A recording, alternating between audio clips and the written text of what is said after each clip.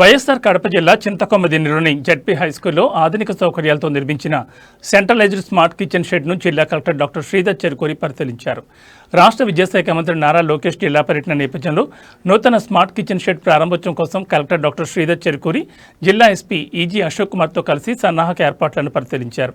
డొక్కా సీతమ్మ మధ్యాహ్న భోజన పథకం కోసం ఏర్పాటు చేసిన ఈ ఆటోమేషన్ కిచెన్లో వంట సామాన్లు, ఇతర మౌలిక సదుపాయాలను కలెక్టర్ క్షుణ్ణంగా పరిశీలించారు.